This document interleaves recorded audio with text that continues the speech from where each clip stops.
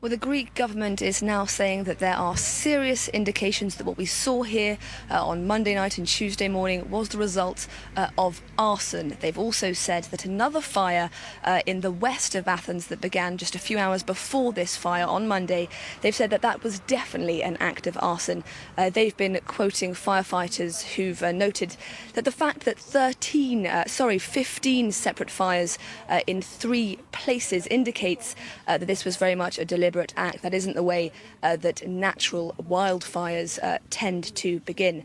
Now, there are, of course, many reasons for arson. Some people just want to wreak havoc and destruction. But in Greece, there is another reason for arson, and that's a financially motivated one. What you see around me was, just days ago, a rich pine forest. It's protected territory. If people happen to own protected territory, they can't build on it.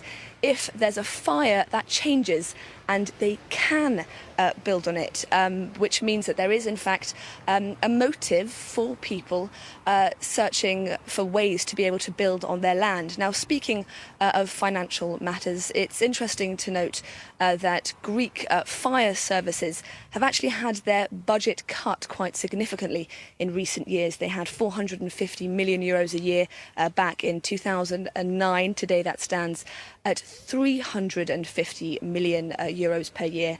All this, of course, as the number and intensity of wildfires in Greece is on the rise. Now, Haxi, you mentioned a former pine forest behind you. As you were speaking, we're also looking at aerial images along the coastal region of Mati. Some residents saying there weren't enough escape routes or junctions. What's been your impression looking at this coastal region? Well, without a doubt, Mati has been constructed in a rather anarchic fashion. There's absolutely no sense that urban planning has had any role to play in the construction of this area. Streets are small and winding. Roads that you expect will lead to the sea simply don't. They're often obstructed by a house or a series of houses.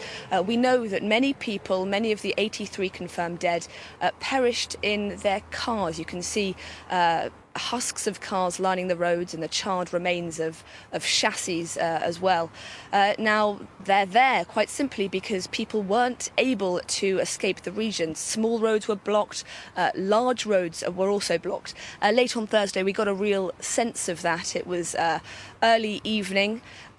Many people still haven't returned to their homes, and yet there were real traffic jams on these small roads. I can't imagine how difficult it must have been to escape this area on Monday night and Tuesday morning. Now, the Greek defence minister was in Mati yesterday. He said that illegal construction has contributed to this disaster. He said that building in protected wooded areas is a crime that resulted in escape routes being blocked. Now, understandably, local residents didn't want to hear that. They accused him of abandoning them. For them, this really is a question of there being no evacuation plan in place. They are placing the blame firmly at the door of local authorities.